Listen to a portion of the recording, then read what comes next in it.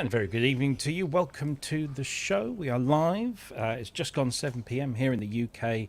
Episode 226. We have a special for you, as you've hopefully seen in the title. We'll talk about that in just a moment. Before we do, I just want to say hi to everyone that's in the chat, everyone that's watching, and if you're not watching live, thank you for coming back and seeing us and checking us out.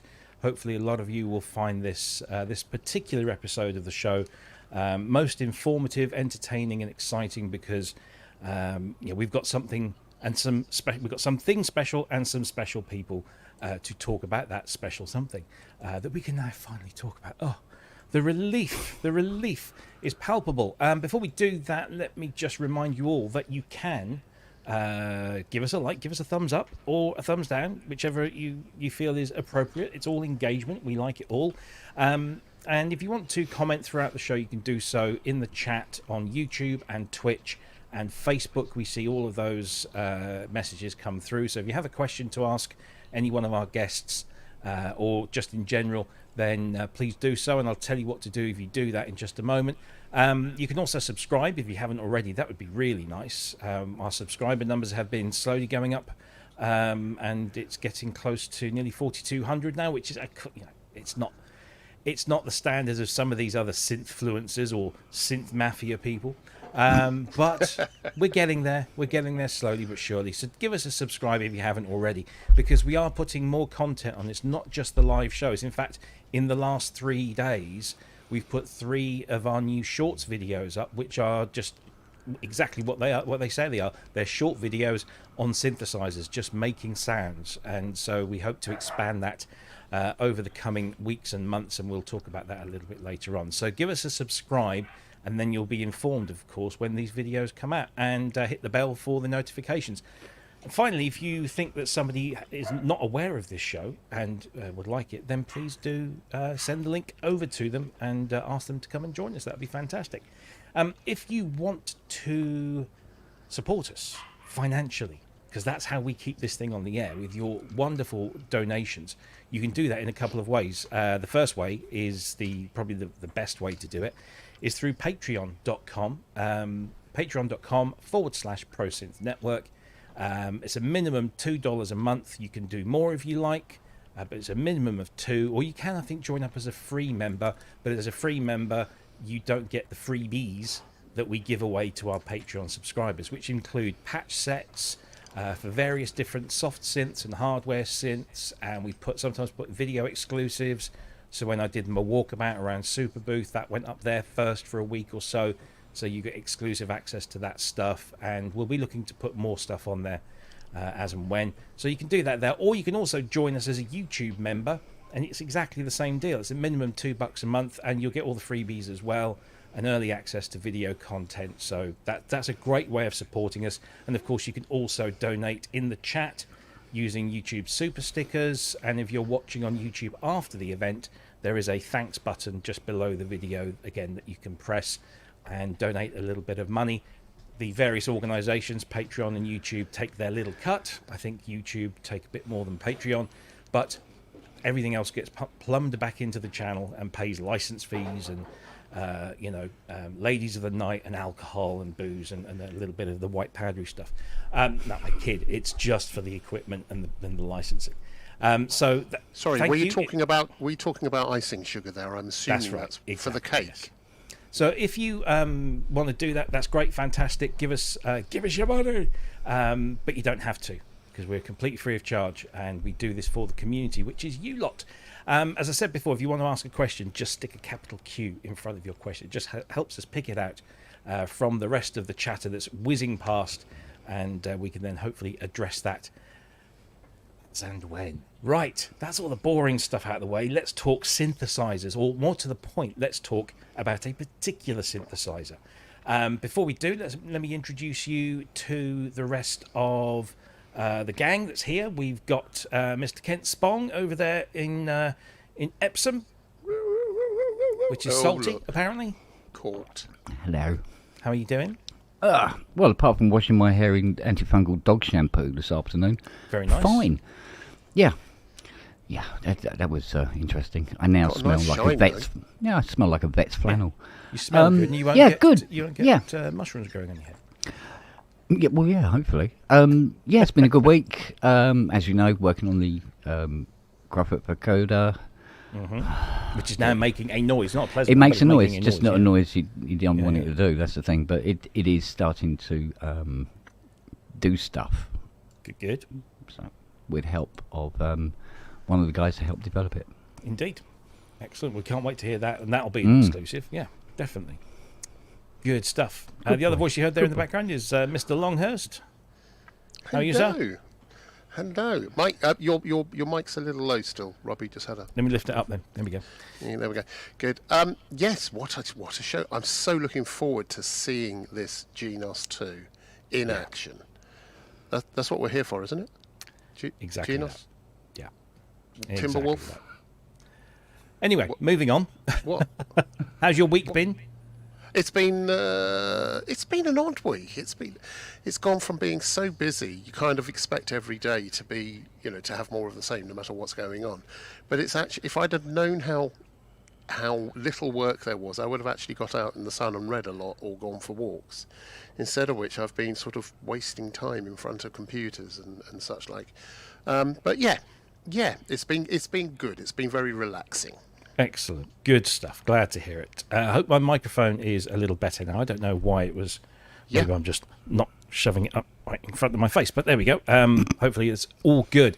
Right. Okay. Well, we have 3 stars to join us today. One of them is a synthesizer, one that we've all been very excited about.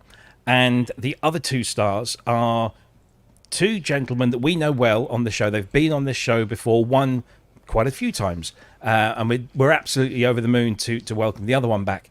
Let me first of all go to Manny Fernandez, who basically instigated this whole thing. I say this was all your crazy idea. Don't blame me. How are you doing, Manny? I'm doing great. Actually, I thought you hatched this in Berlin. Oh, maybe we did. But, the beers were talking, so who the hell knows? There was a lot going on. It was a good time, though. Absolutely. Yeah, good stuff. So you're here because you have been one of the sound design team for this new synthesizer, which of course is the Moog Muse. And there it is right there. We've got some other camera shots lined up so we can flick to that when we come to some demonstrations a little bit later. But initial impressions of the Moog Muse, as now that it's out there and you've spent some time with it, you have a studio full of amazing synthesizers of all flavors and varieties. Yes, I do, thankfully and fortunately, yes. And how does the Muse stand up amongst all those other esteemed tools? Phenomenally well. I've never owned a Moog before. Many years ago, our band, our guitar player had a Moog Source that we used a little bit. But I've never had one for an extended period of time. And on other shows I'd mentioned, I was always an ARP Odyssey guy. Yep. So just never really had a lot of experience with them. I mean, nothing negative against them. It's just I didn't have them. Their sound is renowned. And so in spite of all the stuff I do have here, what I don't have is Moog oscillators through a Moog filter sound. And that's a thing. So, it is a gap in the armamentarium. So I am very happy to have it now. And a little bit later, I can tell you an interesting story that might be similar to Andrew's on how the whole thing came about. But I mean, for sure. It, in summary, it's causing a lot of problems with my studio because I wasn't expecting to have yet another keyboard to put in here.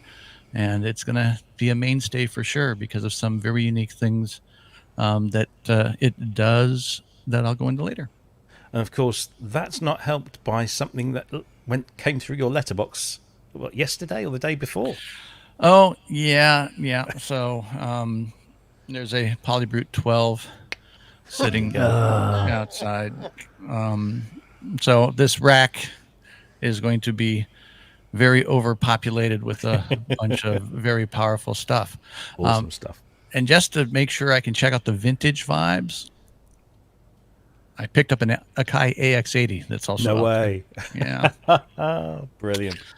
Well, Yeah. I definitely want to hear your thoughts over the coming weeks and months comparing the Muse and the Polybrute 12, because although I've got the Polybrute and I've played the Muse, I've not had I only had about an hour or so with it, so I want to get some sort of long term some comparisons there. So yeah, look forward to hearing about that. Thanks, Manny, and we'll come back to Manny in just a bit.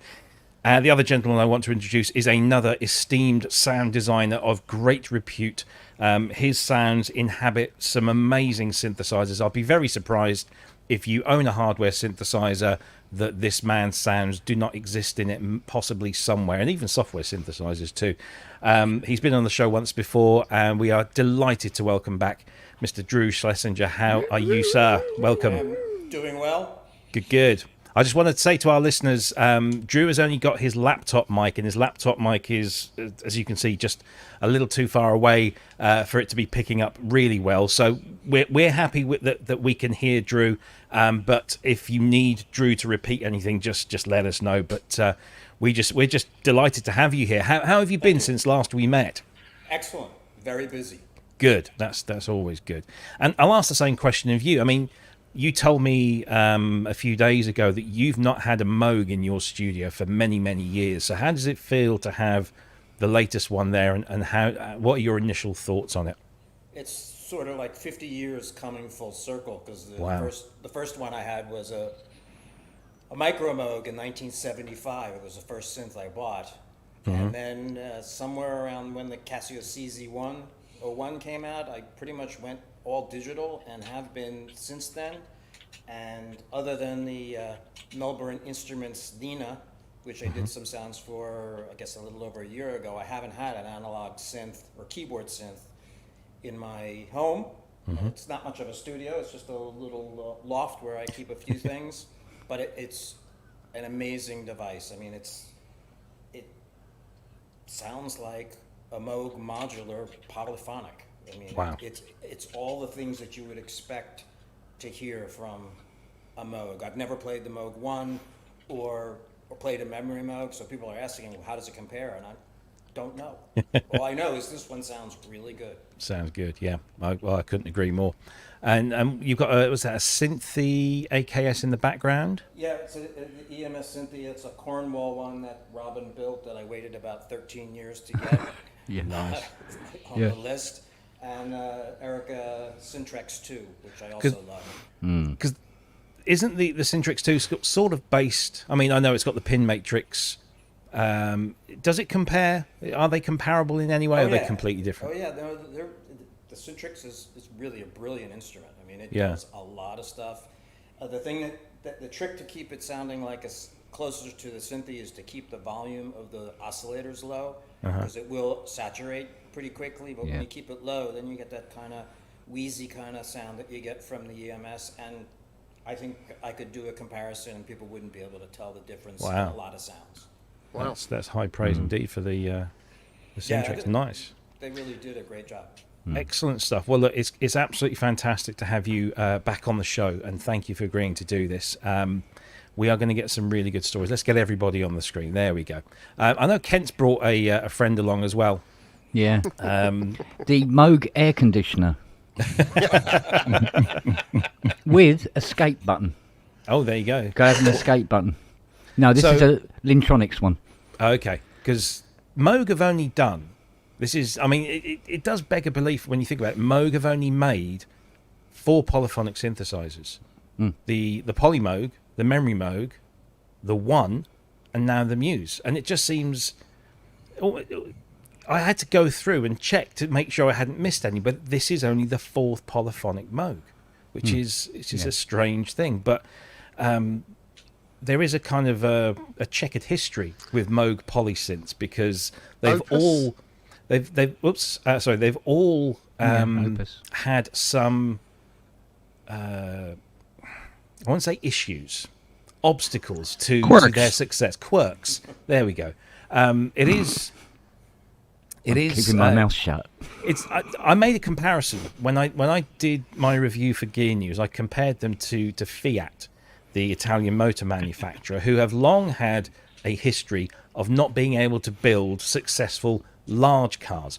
They do the small stuff brilliantly. They do it better than almost anyone else.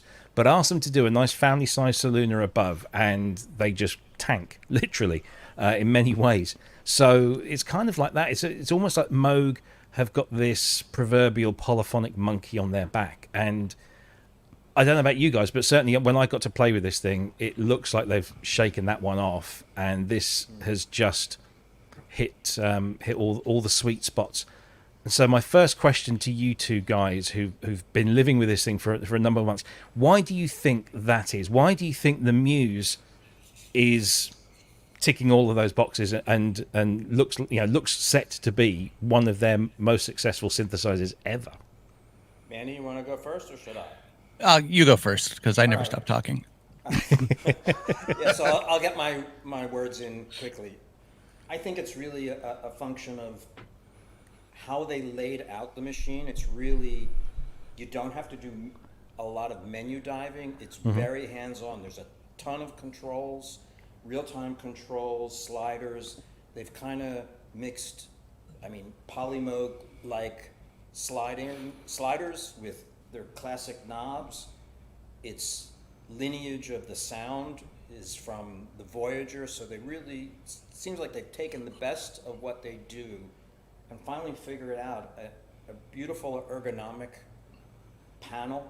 It's inviting, it sounds phenomenal, seems really well built. So I think that it's just a combination of the interface, the sound, the feature set. It does things that nothing else, I think, did in terms of FM. And there's some very modern features as well. Time will show whether it stands up to, being abused, but I think it will. And I just think that they finally hit on a beautiful design that ticks all the boxes, from vintage to modern and sort of everything in between. Yeah. Manny? Yeah, I agree with that. And as a lot of people have said, and you mentioned in your review, they assembled a lot of their greatest hits in terms of the structure of it. Okay, so sonically, it's using a lot of things that Moog is renowned for, right? Whether it's the filter design, the oscillator design, the fact that you can overdrive and saturate the VCA. So sonically, they really revisited the hits of the past. And to what Drew said is they really thought out the UI, because the immediacy of it, if you want to put sounds together, you can get great sounds quickly with all the knob access and front panel immediate controls. Yeah, there are some sub menus for other stuff, but you don't need to use that. Okay. And as much as some people may like or not like the look of the mix of the knobs, like the all knob look of the one versus putting the Polymoog sliders on this, in live performance, sliders have big advantages for a lot of parameters. Okay. And so, your envelope times and your mixer, those are much better to have on sliders. They really thought that out. I've watched a number of the videos posted on it, and you'll see some of the guys doing it. Daniel Fisher, for example, does a very long thing for Sweetwater that he's just sort of live jamming on it, and he takes one patch and he's playing it, and he's just tweaking it as he goes. He latches the arpeggiator, and it's just all right there from a performance standpoint, and that's really cool. Yeah. Can I make an observation? Mm-hmm. So the other thing which we know, and Kent will confirm this, I'm sure, that Moog has had a checkered past with build quality in the past, and that was a function partly of mostly of cash flow and all sorts of other things. I think, despite all of our worst imaginings about what would happen when they were taking over by In Music, I think the one thing In Music has done really well, and it does do some things really well, it's put its financial might behind it. It's got the manufacturing capacity, for all the different parts it needs to have. And you kind of get the feeling, no matter what else happens, this is going to be really reliable. And all the questions I think that people have had in the past about the reliability of the big polys that they've done, or the fragility of them perhaps. I think it's got enough backing behind it now that this is going to succeed, and I think it's going to succeed massively. I think it's worth pointing out, I'll come back to you just a second, man. I think it's worth pointing out, Muse has been in development for over 5 years. Yeah. This isn't an in-music product. In-music came in right at the very end of the life of this. Now, they might have had a modicum of influence, possibly over distribution or pricing or whatever, but this is absolutely a Moog Music synth designed and engineered by the same teams in Asheville. And so I think we need to sort of make sure that there is a line drawn. This is probably, although I have to be careful what I say, this is probably the last of those kind of that era. And moving forward, there'll obviously be more involvement. But I think it's worth pointing out, just for recognizing the Asheville guys and girls, that this is definitely an Asheville synth for sure. Oh, I didn't mean that. I think most people understand it has been designed by, and it's a labour of love that's been going on for, as you say, sort of 8 years or so. Yeah. But since then, since it was bought by In Music, there's the distribution, but there's also all the logistics around sourcing components and being able to fund development, taking a longer view, because they've got deeper pockets to ensure that happens. And I just think that's a really great thing for Moog. I think I think this has legs, and I think Moog as a brand will have legs. I'm waiting to see what else happens, but I'm dying to hear this. I'll tell you one thing, and Manny, I'm sure will vouch for this, that we'll be referring to Berlin a few times, I'm sure, throughout the show. But when we had this get together on the Friday of Super Booth, they were very, and Jack O'Donnell was there. They were very keen to stress that they wanted to maintain and protect the integrity and the authenticity of the Moog Music brand. They completely understand how important this company and its brand are, and I don't think we're going to see the levels of shifting and changing in terms of the brand as we have seen with other In Music product lines. I could be, that could all change, but that's certainly how it was said to us, by the guys in Berlin. And we've had it for almost a year, so Yeah.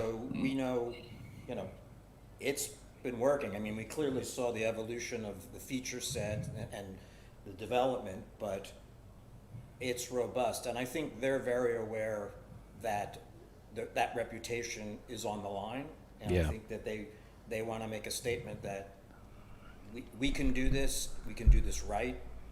This is going to last a long time. Mm-hmm. So again, I think that they're aware of the risks involved, and I think they took all the right steps to ensure that when this came out, it was ready.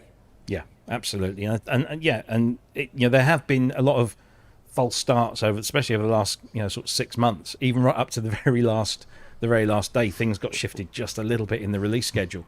They have absolutely wanted to make sure that this lands. I mean, it's brilliant that this got announced on the 31st, and I think by the end of the day, people were walking out of stores with a Moog Muse under their arm, and that doesn't happen often. I mean, we only have to look at the Polybrit. They're only just now landing with consumers, and that was announced back in May. So this is, they've hit the ground running, and they're selling out, and it's just, it's fantastic to see. Absolutely fantastic. I've always had I have a theory of why. It's not Brontosaurus theory. It is my theory. Yes, and my theory is this. This is my theory. No, that why Moog never had too much success in the world of polysynths. Because if you consider, when I say polysynths, I mean synths in the true sense of the word, rather than divide down. So the Polymoog, it was early days. They were trying to do more than the technology was really able to stand up and do. But that was always been the thing with Moog. They've always trying to be just slightly further forward than the electronics was able to cope with. But the Polymoog divide down. It's essentially a string synth. You have the Liberation. You have the what's the other puppy? Opus. Opus. Thank you. Yeah. Now these divide down ones, fine. But the thing was, Moog had this philosophy. I call it a philosophy. Bearing in mind this is just my theory. The idea is that you do a polysynth and you go, right, so what we're going to do is we're going to take our much coveted 24 dB filters and put it into a polysynth. Now when you put an array of 24 dB filters together, you get quite a monster, and it's a hard monster to tame. If you then back that up with Moog VCOs, you're in trouble, both electronically and audibly. And it's really hard. I mean, the output stages on the memory Moog are absolutely pushed to the absolute limit. That if you got a couple more dB out of it, the chips just go, do you know what? Good night, and go. It's that level, right? Right. And because we need to put these things in, otherwise they're not Moogs, and it makes their poly synthesizers a bit raucous. The horse you wouldn't get on at the stage. The one in the corner that's foaming at the mouth and kicking the wall, and you go, no, can I have the little pony, please? Right? See, Sequential did this thing where they bring out the Prophet 5, and they went through a whole plethora of, oh my God, what the hell have we done? Why are these things catching fire, blowing up, and all the rest of it? And they get to the Rev 3 and they go, yes, finally, right? Then they make a monosynth of it. Now, although it's the same electronics and everything else, they dialed her down as a single voice unit in the polysynth, as opposed to how it is in the Pro 1. Because in the Pro 1's loud and punchy, but that's what monosynth's supposed to be. Where the Prophet 5 was like, oh yeah, come down a bit. And Moog never really picked up on that trick, and they put these mad beasts into a box and had loads of them, and it's sort of like, we don't know how well this is going to go, and of course they had all sorts of problems with it. So I'm intrigued to see if the lessons have been, and it sounds like the lessons have been learned, because when I hear this Muse, I'm going, yeah, the power's there, but it trying to eat itself from the inside isn't there. Yeah, I can. Do you know what I mean? Absolutely. So let's get into it. Let's talk about the Muse from a technical perspective, and then we can move into how these two guys, along with a team of other excellent sound designers, got this thing to sound the way it does, and put in some amazing factory patches. So Moog Muse is essentially a greatest hits of Moog. They've taken some of their finest designs for each component. So the oscillators are derived originally. They're originally a Voyager design. Those Voyager designed oscillators were then used in the Matriarch, and it's a kind of an evolution of that. So they trace their lineage back through to the Voyager via the Matriarch. The filter is a 904A design, I believe. The VCO is another modular, and I can't remember the number of the unit. Is it? It might even be a 905. I can't remember. Anyway, I'll probably completely wrong, but it's a Moog modular design VCA. And other elements of this are 921, isn't it? Yeah, it could be. Something like that. I'm just useless on those things. So, but all the other elements are kind of greatest hits of Moog, and they've put them together. And those two filters, they're both 24 dB transistor ladder filters. So they've used those same filter designs. One doubles as high pass, low pass, and the other one's just a low pass, but they can be used in series, in parallel, stereo. And they sounded great. When I was playing with them, they sounded amazing. So it's got all of these kind of greatest hits. It's the 902. It's the 902. Yeah. So the internals, that's one thing, but on the surface of this thing, on the actual front panel, again, it's instantly recognizable as a Moog. The whole nomenclature is same fonts, same outlines, same sort of layouts. The knobs are traditional Moog silver cap black knobs. The faders, thank you, Manny. Let's bring that actually up there. The faders on the mixer and the envelope generators and those wave mix knobs in each of the oscillator sections. They're that classic kind of polymoog design. The round. There we go.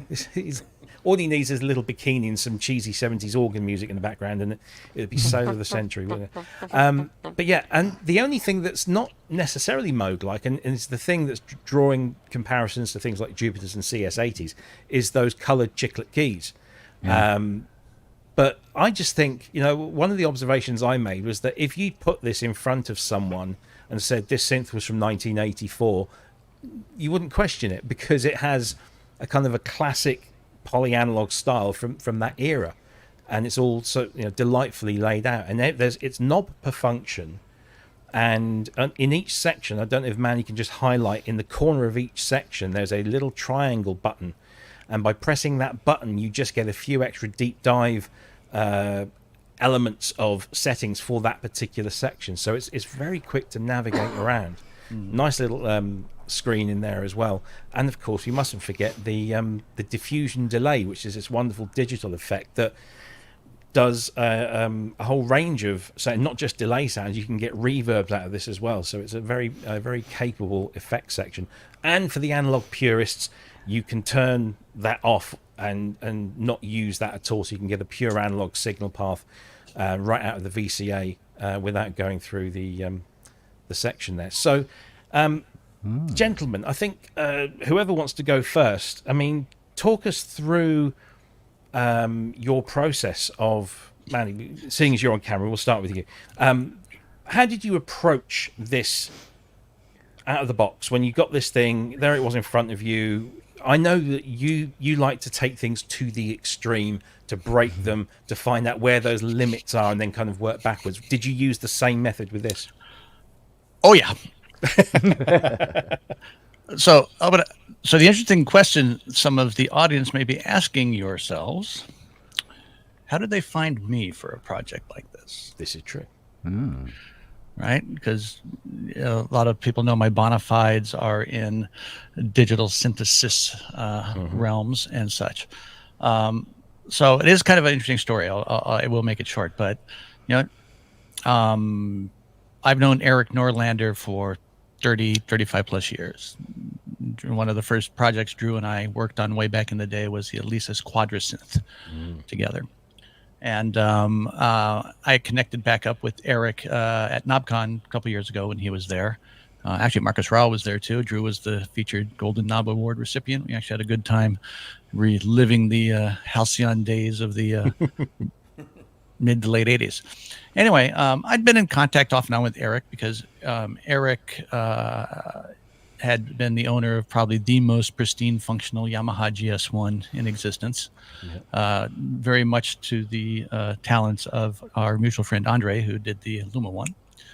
And Yamaha has been collecting their old instruments, so I've been in contact with them off and on and whatnot. And then all of a sudden, out of a blue, I get this messenger thing. Hey, Manny, can't say a lot now, but I want to get the band back together. Are you interested? And, I've known Eric well. I know, that if he says something is going to be cool, it's going to be. I said, hell yeah. I had no idea what it was. So then obviously the details in the unit came to fore. And so this is what I found of interest. Like I said, a Moog sound is something I've been missing for a long time. It's not something I've actively sought, but it's like I'm always looking for something that can do something new and different, right? And this does something actually new and different in the analog realm. And not that other synths haven't done it, but the way it does it is different and much more usable. Because in the spec, you have your two oscillators. You have your modulation oscillator, which in and of itself can do filter FM and FM of the oscillators, which is standard exponential FM. But they also put in linear FM across the oscillators, bidirectional looping. if you so desire. Okay, so a lot of what I do in sound design is based around technologies that do real-time wave shaping. There's various ways you can do it. Standard wave shaper, FM/PM is a wave shaper, blah, blah, blah, blah, blah. Oscillator sync is a wave shaper. So now I'm thinking, I got variable oscillator waveforms. I've got 2 types of FM in a looping source. I'm thinking, there's a lot of real-time complex wave shaping you can do with this. Okay, I don't necessarily just going to look at it as, two square waves, 3 square waves. Oh, lucky man lead. Okay, so I decided that I was going to attack this from a high-level wave shaping timbral synth with morphing ability, because you have the macro knob. And, with this kind of gear, I'm really into real-time patch, dynamicism. And so, that's where I went in to break it. I went into the cross mod, and the vast majority of my patches are intense utilizations of the cross modulation to bring a timbre space that most people wouldn't anticipate from any analog synth, let alone a Moog. But still have the Moog character, because when I play in the regular analog realm, being able to do notch, band pass, high pass, low pass filterings and that kind of stuff is a big deal, So I went my typical way, decided to break it, and I did 2/3 of my sound set and stuff like that, and then the rest in, let's call it, traditional analog stuff. So, excellent. Drew, how about you? How did you approach this, from the get-go? I kind of did it the opposite. I went and said, all right, this is a Moog polyphonic synth. I'm going to go for classic sounds. I want it to sound rich. I want it to sound fat. I want it to sound thin, single oscillator kind of sounds. The fact that you can also modulate the waveforms from a triangle to a saw dynamically, as well as pulse width modulation, you can get a lot of movement. So I first started going towards analog sounds that could be played really well polyphonically. And then I went towards, okay, well, I've been doing digital synth stuff, like, on a JV 1080 or, a Roland synth. And then I said, okay, I'm going to try to cop some of those sounds that I did with digital synths, not necessarily with FM, but trying to create semi-layered sounds. Some sync sounds, and other sounds that people would have heard over the last 20 years that you wouldn't necessarily think would come out of this machine. So I kind of kept the boundaries fairly close. I didn't go into experimental. I didn't do any noises or sound design. Everything was tonal, playable, musically useful sounds, and so that was my goal. That was my approach. It was interesting, because I found there's one sound that I did on the CZ101 called Glockenbrass. I mean, this is going back to 1986, and I was able to make it pretty close on this machine, the layer of a Glock sound and a brass sound through some slightly unique AM modulation and whatnot. But it was really cool to be able to get those kind of sounds and the classic sounds. Yeah. So it was great.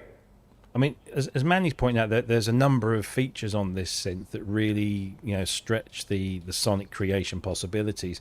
You've got ring modulation on there. You've got this this overload feature in the mixer that really kind of beefs things up. What was a feature of this synth that you kept coming back to because it kept giving you, that sweet spot? Was there a particular element of this synthesizer that you just kept revisiting because it just made something sound really cool? Well, I mean, the filters just sound like a Moog. There's a glassine high end that you just don't hear on any other synthesizer. I mean, it says Moog, and it has a sound. Some of the other things were the modulation oscillator that Manny mentioned, which was really kind of, I think, is one of the main things that takes it to another timbral level, because it is a third oscillator but can do a whole lot of things.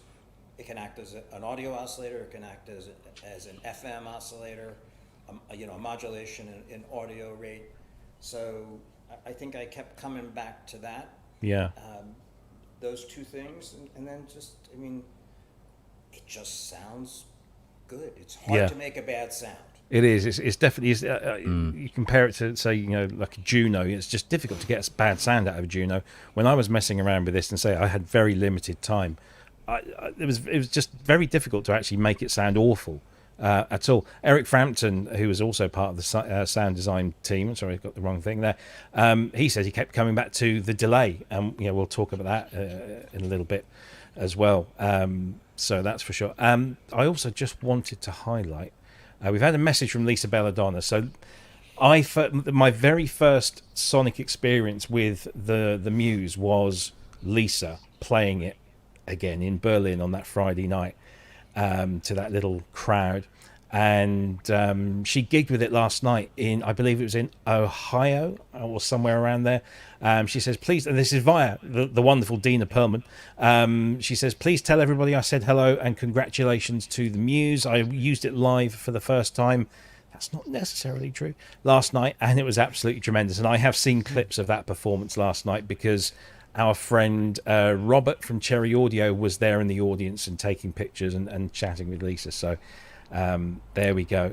And Lisa's got some new material out on her Bandcamp page. So go and check that out if you can. So I guess what should we do now? Do you want to? Oh, you're muted, by the way, Andrew. Me? No, sorry. I was saying. So that's it. We can just wrap the show up now. We're done, and we've done everything, haven't we? Covered everything. Look, Manny's gone to great trouble to set a multi-camera rig up. So, do you want to maybe take us through a patch and maybe talk us through how you? I mean, I know you've got one. Well, you've got quite a few. I think the first patch I heard, I knew it was yours because it was called Hamamatsu Tynes, and knowing our shared love of FM. It was quite an obvious one. There it is.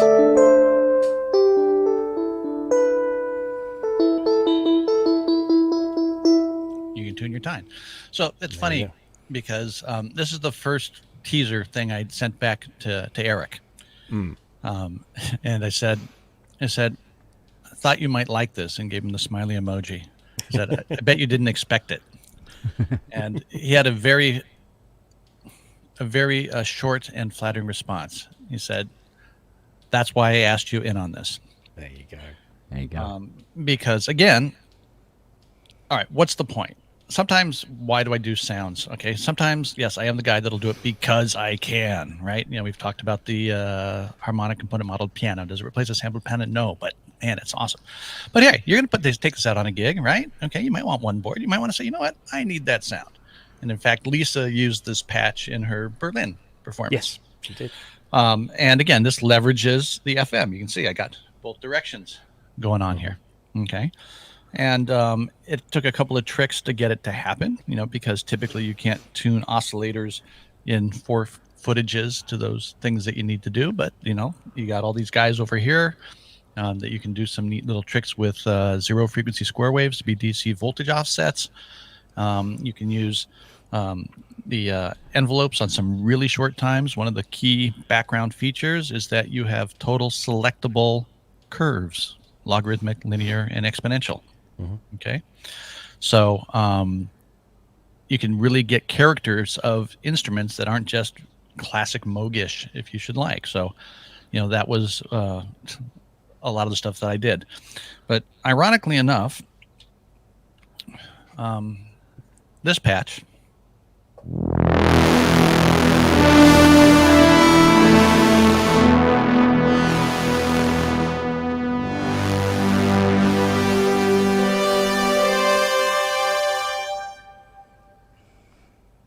isn't usually something that I do. Okay. Because everybody goes, hey, you get that off of any analog synth that is of a particular vintage. But one of the things that's interesting, okay, we talk about the Moog sound and why do classic synths sound good and some of the modern ones not so good. We talk about component tolerances, inconsistencies, and variables, right? And one of the things that makes big-ass fat pads is a whole interaction of tuning, drift, different drives, and all this kind of stuff. So as while that is essentially 2 sawtooth waves, I was able to leverage everything I've done over the years building those things into like an FM synth to say, how am I going to take modern electronics and make it sound old? And that's what actually makes this patch work. There's random sources available in the mod matrix, and I have stuff going on with pitch, okay, drift, and various fine little things with the resonance and the filter cutoffs in this. So if you just take a knit patch, put 2 saws, and put the filter EG on it, it will not sound like this. It's literally leveraged so you get the massive spread down there, but still keep it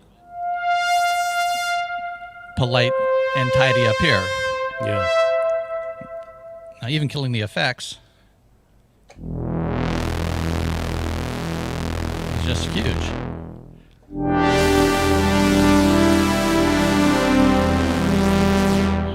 Because I tried to recreate all the, lack of a better word, all the inaccuracies in the mod matrix, and it had the capability to do that. So it is. I'm very happy. It's the number 2 patch, and And of course, there's a little story about the name. we are given naming guidelines, and it's for particular reasons. Don't want to be offensive. Don't want to violate copyrights or anything like that. And yes, this originally was named KSR 80 Runner. Don't know where that came from. Sadly, it got changed. It got changed. Yeah. But when I get mine, I can always rename it. You can rename it. I'll rename it back. Yeah, there you go. That's all. So again, I played in 2 spaces. I tried to do, like, when I really wanted to have a real analog synth. I did some string patches. I do a lot of stuff with the high pass, low pass combinations of the filter, so I get the phasey stuff going on.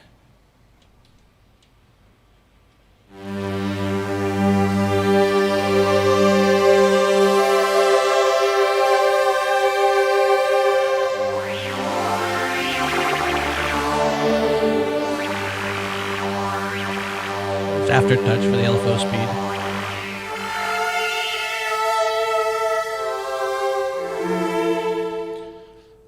Drew alluded to that you can layer. Each patch is 2 patches. So you have an A timbre and a B timbre.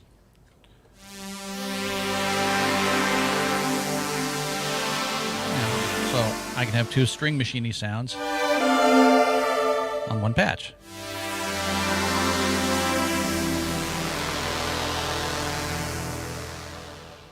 So yeah, it is fun stuff. Yeah, absolutely.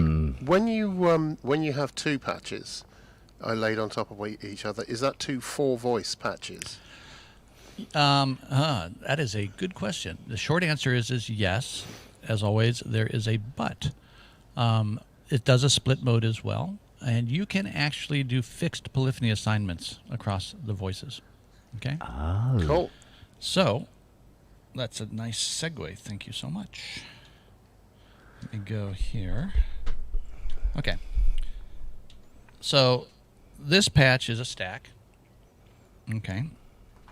But if you dial up the voice assignment, what I'm going to do here is I'm going to change it to 6 and 2. So the low sound, I'm sorry, the A sound is a 2-voice piece, and the other one is 6. And the reason why is this is a combination of a pad with a arpeggiator.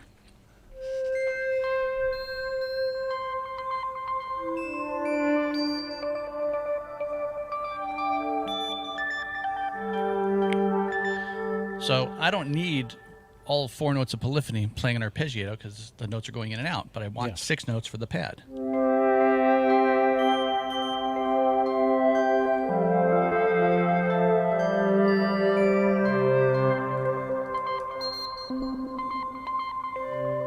So yes, it can be split 4 and 4, but you can also, if you do a true split and you have bass and something else, you can put monophonic bass down below. Nice. I'm going to go to Drew now and just ask about his method. While we're on that, Manny, can you just check in your audio settings in StreamYard that you've got stereo turned on, because it didn't sound like you had. But All right. if you did, that'd be fantastic. Now, Drew, how did you approach creating your first patches on this thing? If you can maybe talk us through that process a little bit. Sure. Some of these sounds are tweaks of things that I did. I mean, you got to remember that we submitted the patches quite a while ago as they went through them. So we've had a lot of time since then to do additional tweaks. So I said, okay, how big can I make this sound?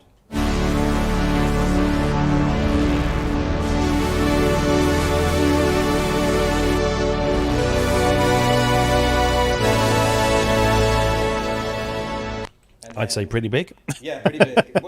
And then I said earlier about making it sound a little thin. A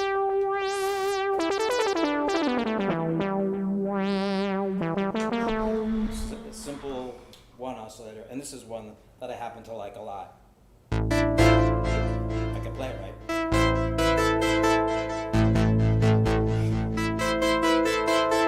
I think everybody knows. Yeah, Wearing very a nice. shirt. We'll get a copyright strike for that one for sure.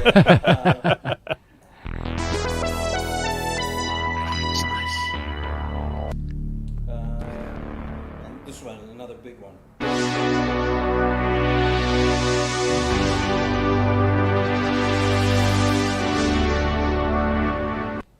And then some soft things.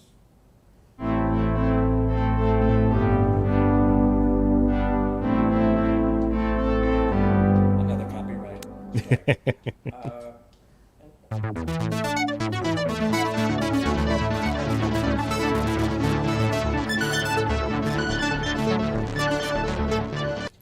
And then I'm just going to do one other, which was, where is it?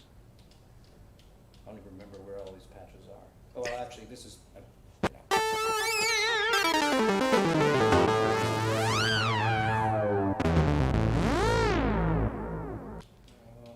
Gotta love sync. Yeah. Mm-hmm. And then, you know. I'll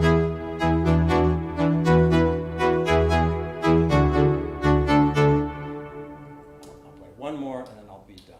That was a nice patch. That was Yeah. a lovely Keep going. swingy patch. Yeah. Let's see, where is it? I played it before we started. Oh, wait. I like this one.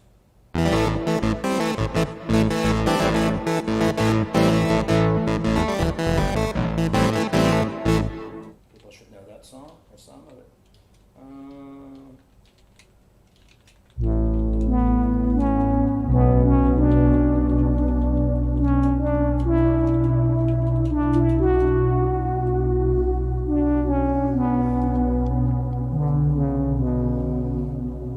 Just Lovely stuff. Rick Wright would love you for that. I was really trying to capture his lead on that.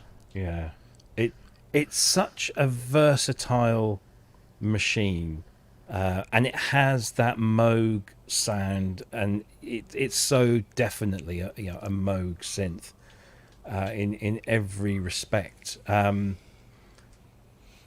I don't know. I really don't know. I mean, we've got so many kind of questions. We've got some questions from the audience. For example, one from Nick Howes that says, on the sound design front, did Moog ask you to baseline any of your equipment when producing the content here?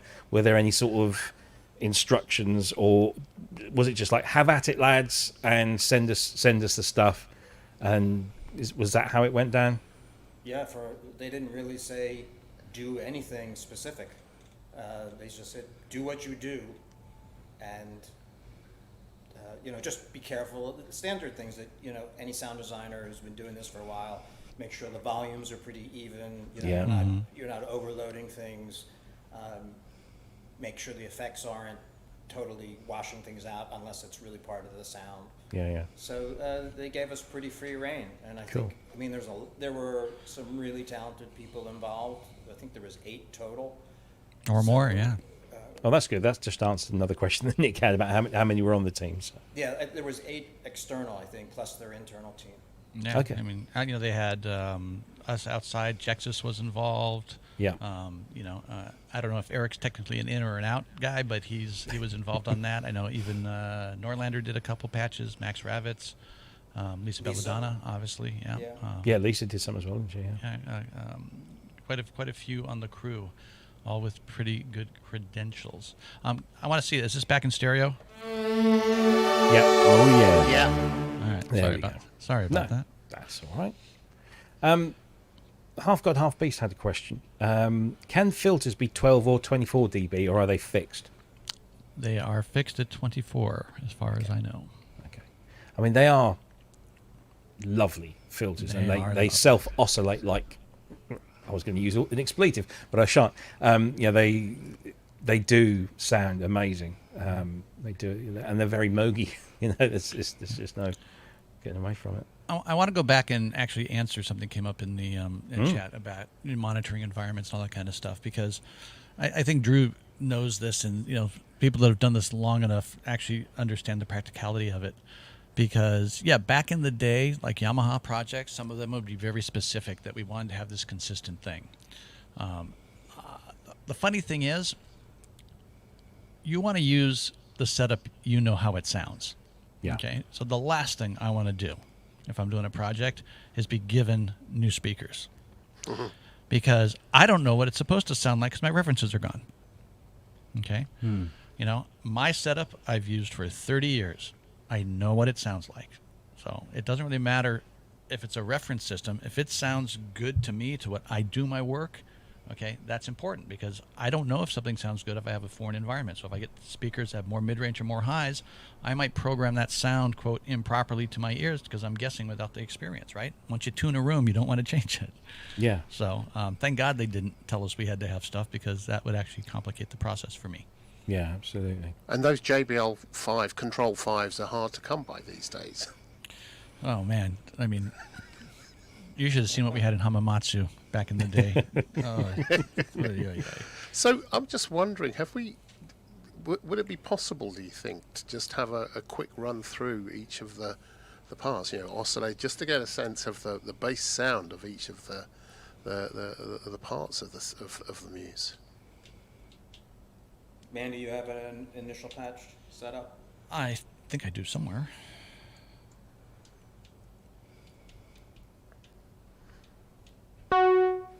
No. Let's see. Bank 15 maybe. 15 patch. Oh, we got a bunch here. Okay, let's So this is one oscillator. This is the triangle. To the square. I'm sorry, to the saw. And now this is to the square wave.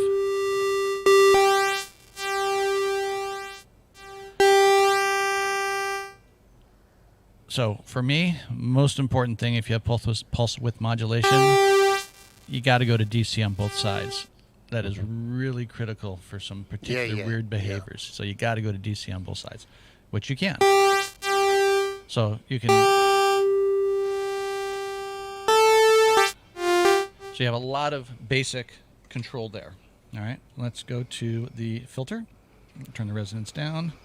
Hey, Manny, I'm just going to say something. The fact that you can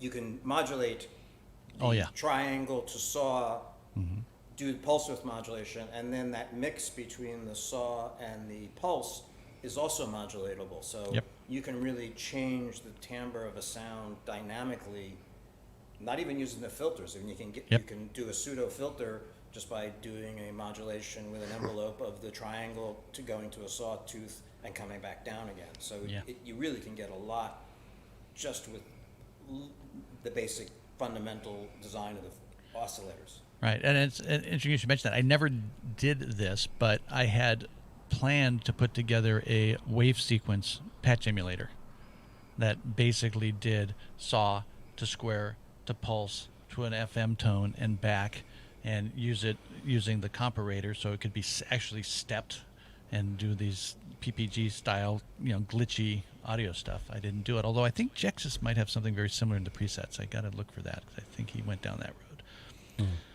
road. So let's go to the filter. Turn it up.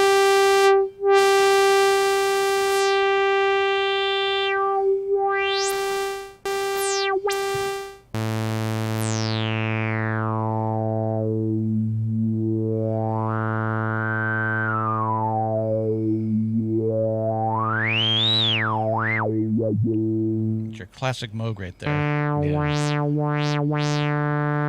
So now let's do something that's actually important, because you talked about the memory Moog being on the edge of frying itself, Kent. Yeah.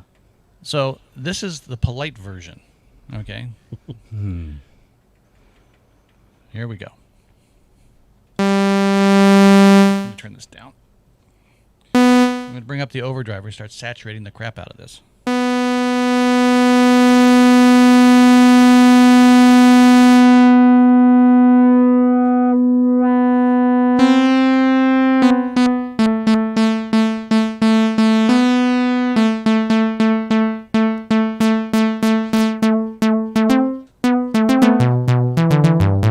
So just one oscillator, bring in the other.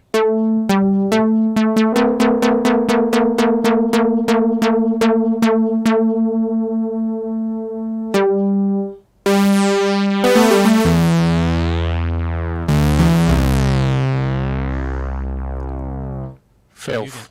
You can Filth. You can filth that sucker up all day long. Yeah, it's quite fun that way. I have one of my patches that kind of leverages that is this one.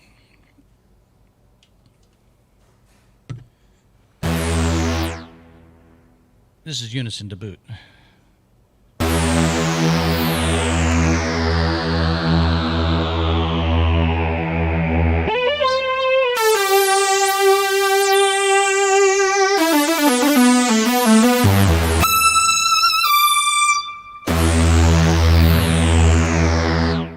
Just massive.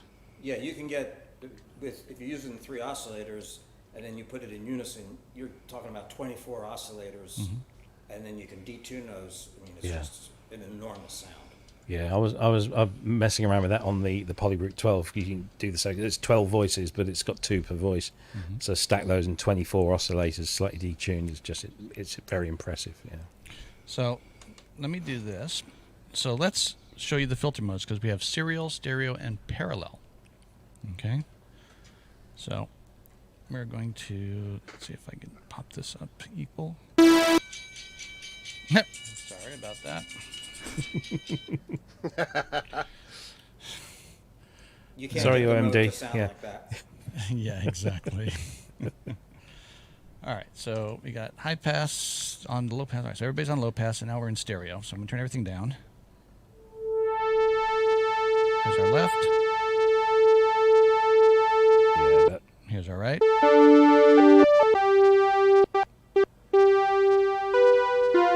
So now we'll add some enveloping in.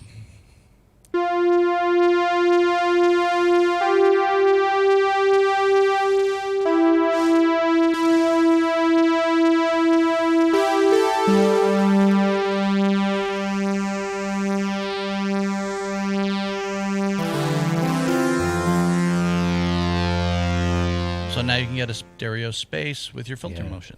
Yeah. I really like that when I was playing around with it. It's a really cool feature. Yeah. So a lot of power there. You have static pan. You have pan spread, which alternates the width of the notes in the stereo field as you play alternating notes. Yeah. Tons of fun stuff in there. Ring modulator. So you have another timbral option in terms of creating something different. So it's nice to see that there. And of course you have your noise that you can bring in, bring out. So it's pretty versatile. You know, one of the things that is not an area that I play with, but look at the other videos up for the guys that focus on the sequencer functions, because you talk about being contemporary yet classic, right? What you can do with the arpeggiator and the sequencer is really, really, really cool, because you can mute modulations on the fly. You can have per step parameter recordings and offsets. You can have generative aspects to it. So for the people that are into those musical styles, you can do stuff in the sequencer that, you know, normally you might be doing with a bunch of Eurorack stuff. Plus it's got the CVN gates for 2 channels to interface. Right. So it's not just a polysynth. There's I can't remember whose videos they were, but 2 guys show that off quite a bit. I think it may have been Mylar Melodies and maybe even Andre Wong showed Yeah. off that, and they put a lot of stuff in the box. There's Yeah. A lot of stuff in this box. another feature that's really cool, which is that they have the modulation oscillator has noise. Oh, it's a waveform, yeah. Let's see here.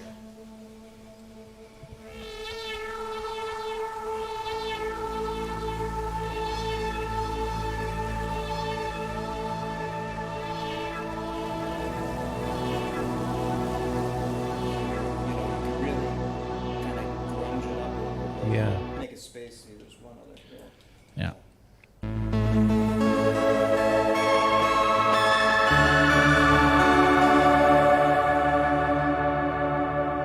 And there you can hear the delay, which is giving you this really pretty lush reverb. So those are things that I really found useful as well. Yeah. Question for both of you from James Dyson, a fellow sound designer of some increasing repute. He's donated a bunch of stuff to our Patreon page. James asked, what are the most interesting mod matrix options for the oscillators? Are there any fun options in there for that? That's a hard answer because I think everything can modulate the oscillators.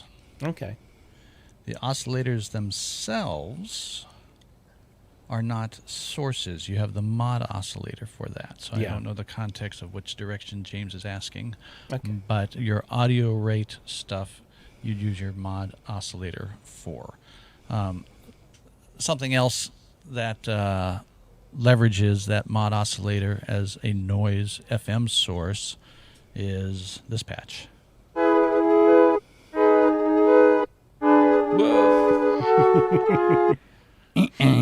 Yeah. And you can control the quality or the decay of the tape It's very good. with the knobs. Yeah. That's astonishing, Manny. Yeah, absolutely.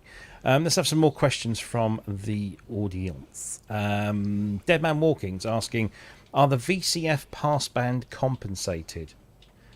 Test down by turning up the resonance by listening if the passband drops down. Not Okay, I'm not sure I understand No. because Dead Man Walking is at a whole different pay grade above mine in technical knowledge. I assume you mean, does the bass drop out when you turn the resonance up? If that's what you mean, the answer is yes, it does. Yeah. And I think that kind of ties in with this one from Nick. It says no bass roll off with Q at all. I think it does, Andrew. Don't Oh you? yeah, it Yeah. definitely.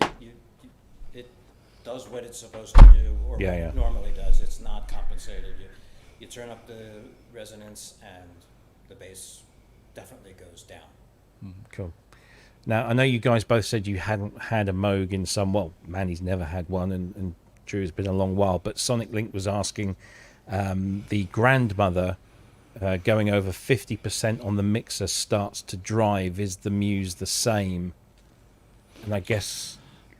Well, I can't compare it to that, but it's an interesting thing when you do overdrives of any component in the signal chain. Whether or not it goes wild depends. For me, I don't use a lot of drive if I'm doing multiple oscillator sounds because the drive accentuates the beating of the oscillators in sometimes not favorable ways, right? As opposed to if I'm doing some FM type thing where I literally have a pure single oscillator tone, or if I'm just using one oscillator, I will tend to use it a lot because I want to change the harmonic structure on it. But so yeah, if you get past 50% and you're throwing 3 oscillators detuned, you're going to get the weird pulsing beating phenomenon in it. But if you have a single oscillator going through it, you can crank it up to maximum and it's great. It's got some pretty good headroom when for multiple oscillators without the overdrive.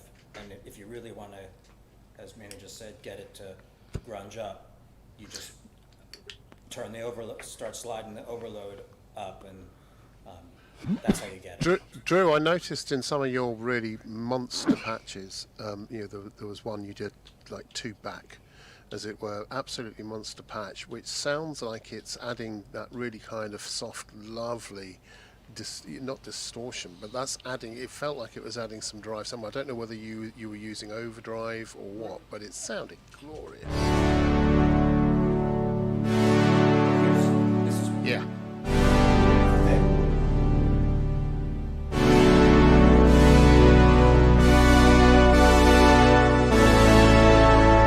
There's no overdrive here. That's pretty straight.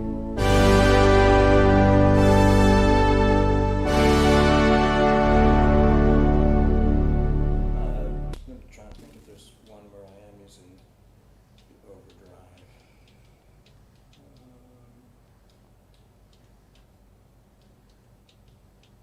No, not really.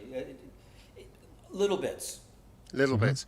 You- And the other you know- thing I was wondering, was that there have been some comments in other posts in other groups when this thing has been on.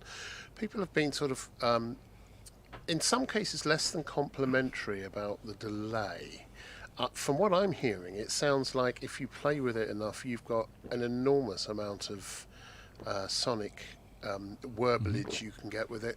Is there any way of showing off what what the whole delay thing does? Because it sounds like a exactly that. Can you show us? I'll defer to Drew on that because it took me a long time to grapple what it did. So Yeah. Drew, please, because your effects sound much better than mine. All right, so let's see here. Give me just a second. Fundamentally, Andrew, Longhurst, not Schlesinger, it actually does sound really good, but you have to find these settings. You Right. nudge it and it's sweet and great, and then it isn't. But when you dial it in, it really does sound phenomenal. I mean, you heard some of the tales that Drew had on some of those sounds that are just gorgeous. I mean, this is just standard delay.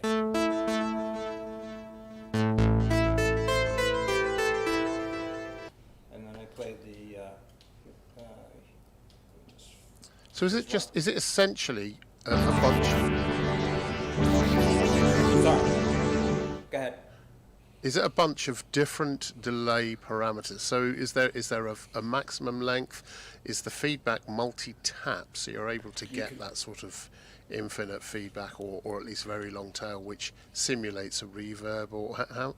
Yeah. Can you also do the phasing and the chorusing? What are the parameters? There's no phasing, and one of the things that we've all discussed is asking them to add the time as a modulation destination, which I think they're going to do. Yeah. But you've got a left and a right, each with independent time. You've got a diffusion control. You've got a multi-tap function where you can get a multi-tap delay. You can get ping pong. So depending on, you can get a standard delay, or you can turn it into something that's really just a beautiful reverb. More diffuse. Yeah, I'm just looking for well, here's one that somebody might recognize this. So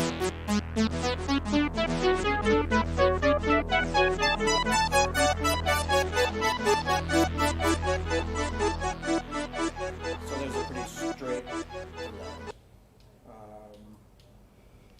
Just looking for another sound. This is sort of similar.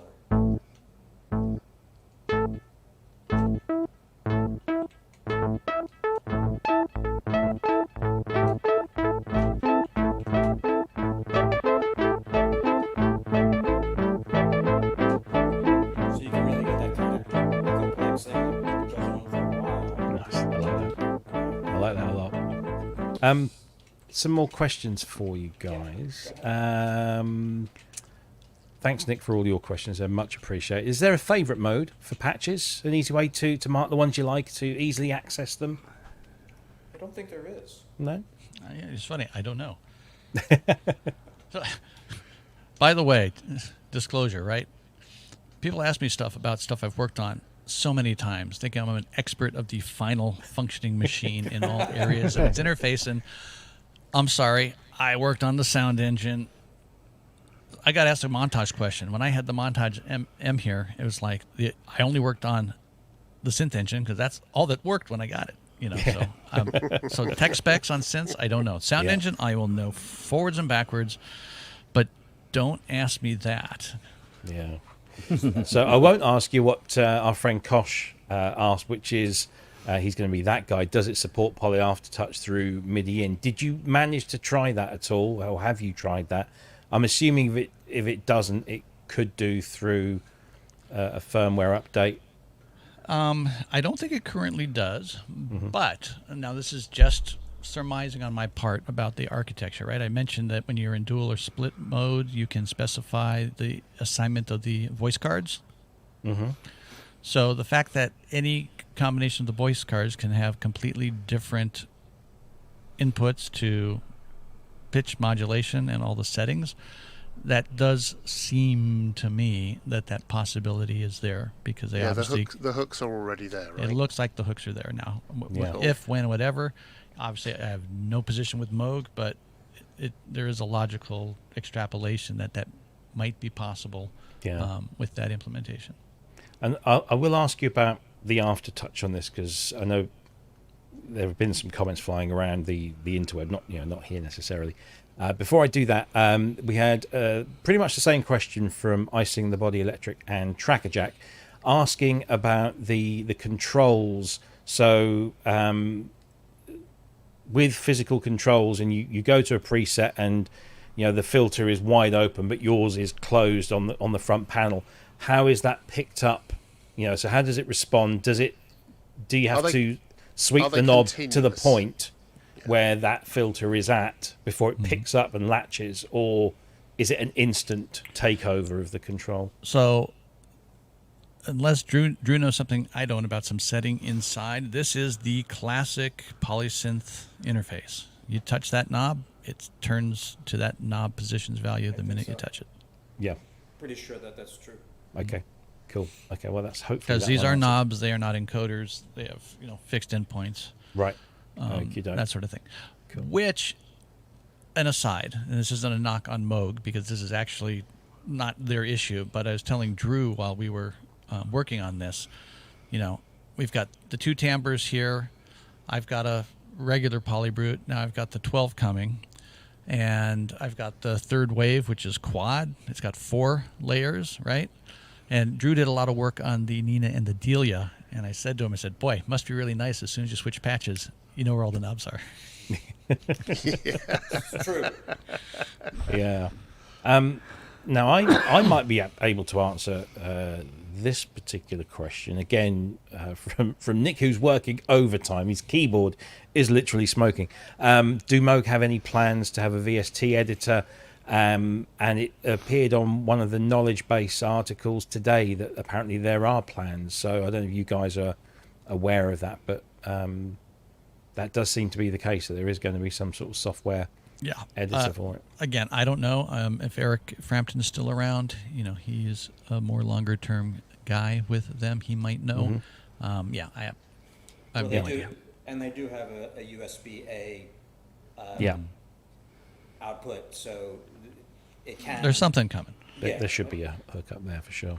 The other, a very small thing, but very useful, is there was also, there was USB B. I don't know how many. There's A and B. A and B. The USB A, you can use that to power anything that, like another device, another keyboard or an effects device, which is nice. Charge your phone. Yes, you can charge your phone. Ken, excellent. Can I ask you a question, matey? Wake up, Ken. So, no, sorry, I'm on a different planet at the moment, because while you were all doing your thing, I bought one. I knew it. You haven't. I knew it. All right. On the never, not made of money. Yeah, I don't think. Let's quickly address that point for a start. The price of this thing, I think, is incredibly good for what you're getting. You're getting a classic Moog, a genuine Moog 8-voice polysynth that gives you everything that you would expect and a little bit extra on top. And here in the UK, it's what, 2,998? Not the way I bought it. Okay, so let's say 3 to 3.5, pretty much wherever you are in the world. I think it's €3,500. Yeah. I don't know, was it 3.2 US? $3,500. Oh, it's I mean, Gear for Music are currently doing it today as we speak yeah. for £2,977. Oh, $29.77. That's not bad, but it's a good price. I mean, Manny, you'll attest to this as well. Going back to Berlin, when they mentioned that price, there was a universal sharp intake of breath in that whole room, and everyone was going, oh, "Wow!" Yeah, they were going. Where's the 5? It should be starting with a 5, shouldn't it? So yeah, because from what we had heard prior to that point, it was not that price point. Right. So that's kind of like the extra. Oh, hello. Yeah, absolutely. It was a moment for sure. Yeah, so I'm getting it at £76 a month. That's right. Bloody hell. Not too bad. You can So, go without something. Polybrute 12 still on the cards. So, Yeah. so the question I have for you, Ken, aside from are you going to buy one of these, I'm about that close. I know. They play another patch, and I'm going, oh my god. Well, it's not so much that. I think you played a patch very early on, Manny, just after the Hamamatsu Times or whatever, which had a lot of modulation, LFO modulation, sort of re-triggering or using arpeggios and a bunch of other stuff. And then you were, talking about the different modulation possibilities, addressing the oscillators. And the way it does cross-mod, proper FM with feedback both ways, plus, a whole bunch of other stuff. When I heard about this, I think in common with most, I thought, well, it's another mini Moog or whatever, but maybe not quite as maybe it will be as fat, who knows. What I've learnt tonight so far is this is a ridiculously powerful tone shaping machine. And it's suddenly gone from being, it's a Moog, it'd be nice to have a Moog, to being, I think I really have to have this. I really, really have to have this. And the interface, I was going to ask Kent, the interface, what's really brilliant about this, there's a lot of competition out there at the moment. And most of there are some that are knob per function, but those that tend to be more leaning towards the Japanese design ethos, aside from obviously the Oberheims and the whatever, but even those don't have a complete knob function. What I love about this is it reminds me of the original ethos of Moog, which is you can see where everything is and the signal path goes from here to here to here until you start getting into the modulation. But I just love the design. Kent, what do you think about that? Oh, I love it. I loved it. First time I saw it, I thought, it's got that kind of it's kind of a doffed cap to the JP8, which is probably the best shaped polysynth ever created by man. Yeah. It was sort of like sexy kind of shape. And this is very similar to that, and the way it's laid out, and there's space between the controls. It's very well laid out, and having those violently different types of controls will make it quite easy to navigate as well. I love everything about it. Absolutely adore it. And Robbie, does this? Sorry, the nice 5U rack spacing of the knobs is really cool, considering I struggle with the Eurorack. So yeah. Exactly. Yeah. And Robbie, you're sort of taken with the Polybrute 12, as am I, and as is Robbie, and everyone is. Does this have a home, do you think? I know the monies are going to be an issue, but is this one that has a home that you think you need to have? Yeah, because I'm fortunate enough to have played both. One definitely more than the other, but the Muse fills a different remit. It's the Polybrute 12 is a powerful analog polysynth, but it's also an expression powerhouse. And that's not to say that the Moog doesn't have expression. It just doesn't have that degree of expression that the Polybrute has always had. That's one of its raison d'etres is being able to have ribbons and the morphase and the morphing and now of course with full touch it's a monster. But the Muse it fills a different function, and they can happily coexist together. In fact, I would love to be able to play with both. And of course, we know somebody here who will be able to once he unboxes the PB12. And I wanted to also just mention, Kent referred to the physical design of this thing. And when I mean, obviously we saw the leaks. I mean, this was the worst kept secret in synth world for the last 6 months. And we saw the white model that was, sort of. Well, don't really want to say it was leaked as such. It was just there, wasn't it, on stage at Super Bowl in front of 115 million people. And the synth world lost its proverbial. And from then on, it's just been a kind of. I was going to say debacle, but it's. I don't know how much of that.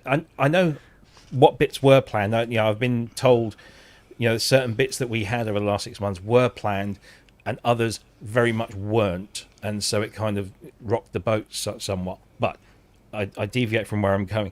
When I first saw it in that room, in that studio in Berlin, JP8 was the first thing that came to mind, because I came at it from behind, steady, and it just had the angular look at the back. That sort of very soft angle on the back edge that then slopes down across, down the top. It's very JP8 in its design. And it's not exclusively a Jupiter thing, but it did very much look like that. And instantly, it warmed. You see something for the first time, and you just think, yeah, that just looks nice. And then everything else kind of follows from that. And the layout, as Andrew pointed out, is typical Moog, left to right. This is where you start, and this is where it all ends. And you stand in front of it, and you almost know your way around it immediately, because it's been very well thought out. Can I quickly answer Nick's question? Yes, which one? The one about which should he get, the Muse or the PB12 or the is it Third Wave? Unfortunately, Nick, I personally think, as somebody who didn't own all three of those keyboards an hour ago, all of them, because they're all different machines, violently different from each other in many different ways. One machine will give you one thing, one machine will give you another. You really got to decide. I mean, we all can't go out and suddenly buy 3 expensive polysynths, but which one speaks to you the most at the time? Which one do you want to start with? But because they're all violently different, ideally, the answer is yes, all 3. Yeah, go ahead, Drew. If you think of the Muse sort of as a baseline, then you could have a Waldorf Quantum, a Third Wave. I mean, this and a Third Wave, if you can't make incredible music with those two things, or this or a Waldorf, or this and a Polybrute, I think this fits in a certain baseline, a foundational kind of thing. But it has a homogeneous sound. I mean, it's not going to go into the outer realms. That said, one of the things I was thinking of, I don't think we have an idea yet what this thing can do. I mean, there are so many things that I think about that I haven't even tried. Having LFOs, modulating LFOs, modulating another LFO, modulating oscillators, which are cross-modulating each other. I mean, there's a lot of modular capabilities in this thing, and a lot of modulation capabilities that we've all been going for sounds that sound great, but I think this thing can go way outside, especially with the ring mod and all the FM and the cross mod. It's a modular synth with a great hands-on, approachable, sort of touch me kind of interface. Easy. Yeah. Easy, touch me. I said last night in the pub, and Manny picked me up on this, so I'm going to bring this up. I said that the Muse, and I was a little bit flippant in this, I said it was a bread and butter synth. I said, and what I meant by that was that it does all of the basses really well, and if you want that sort of, that's not, but Manny picked me up and said, oh no, it goes beyond that, and it does. And so, Manny, would you like to maybe elaborate? Yeah, so I'll try to not turn this into a philosophical feature rant and the whole concept of synthesis and sound design. I am blessed. I have all these things, and I can do direct comparisons. But having done this as long as I have with gear of all sizes and shapes, features are great, but they don't dictate the usefulness of the synthesizer. Okay? So, I mean, yeah, no poly AT. No poly AT. No poly AT. Okay? But would anybody turn down these guys? Exactly. Don't think so. Because one of the whole points is it's an instrument, okay? Yeah. It's not a generic synth that must do everything the way I want. Part of musical creativity is utilizing some constraint or limitation, right? So it's not important that everybody has everything, okay? But what's similar, what's different, what sound spaces there are, right? Because you want these different guys because they do have some inherent different sound spaces, okay? Not that they don't overlap. But to Nick's question that he asked before, if he had to pick one of the three, it's like, what would you pick? Well, I don't have to. But if I had to, from a sound designer perspective, I would pick this. And it has nothing to do with anything that those other guys don't do. But from the paradigm of how many sounds can I get out of it easily with a very broad space, Yeah. this engine, okay, is phenomenally capable because it does virtual analog, it does FM, it does the PPG, it now has sample playback, okay? So I have a lot of engines in here, plus it has analog filters, and I don't care it doesn't have poly aftertouch, okay? If I really want to, guess what? This is MPE, all right? Yeah. Talk about this bad boy, okay? It took me, I am not kidding, 4 years to say, I think I like this, Yeah. okay? Because I'm going, 2 operators, ribbons, channel, no MIDI. It's like, what? Okay. But then the light went on, okay? And this kind of came up in the video I did with Anthony Marinelli and Stefan in Berlin, which is just because it's simple doesn't mean it's not capable, okay? Yeah. You have to see what you can do with your tools. 2 FM operators, all-pass filter, stereo regular filters. I can do crap in this, okay, that I couldn't do in the VP1. Right? Yeah. Wow. You know, it doesn't have but you know, the paradigm's different. The performance paradigm is different on this machine than this one or the Polybrute 12, okay? The full touch keyboard is phenomenal, but are you going to full touch every sound you're playing? No. Yeah. Do Exactly. you need to? No. No. So it's to what you said, is what's your need, okay? Yeah. What's Yeah. the sound? The architecture of this is very similar to Arturia's with the Brutes, okay? In terms of the mod matrix, you have the patch morphing, blah, blah, blah. But the sound space is different because it's Moog oscillators and Moog filters, okay? And not Brute oscillators with their filters. So, Yeah. you know, you have to decide what you need in the moment, but they're all phenomenal, Yeah. you know. I won't get off on the FM deal, but the point is, go is that the whole concept is take an instrument. Drew said it. We don't know what it can do yet. All right. Yeah. If you knew today what you could get out of an SY99 in 1991, okay, we would probably never have any analog synths back, would we? Right? Yeah. Learn your Yeah. instrument. There's a ton of stuff here. Ton of stuff. All of them. Absolutely. Yeah. All of them. Oh, Um, yeah. Conscious think- of the sorry, time. Oh, go ahead. The really interesting thing is, yes, it is a Moog, and yes, it is a Poly, Moog. and it does have that sound, and it does have those oscillators, and it does have that filter, but it has FM and wave shaping and a morphing thing. Yeah, just that with all the modulation possibilities, Yep. it's so much more than just. It's a so much Moog. more. Yep. Yeah. Yeah. Well, I do have quite an unpopular type of thing to say, I must Oh, admit. go on. Yeah, well. This. Mm-hmm. Right? Lintronics Memory Moog. If you can find one of these for under £10,000, it's probably stolen. But let me just point out, this Don't do that much. Not compared to that $3,000 Muse.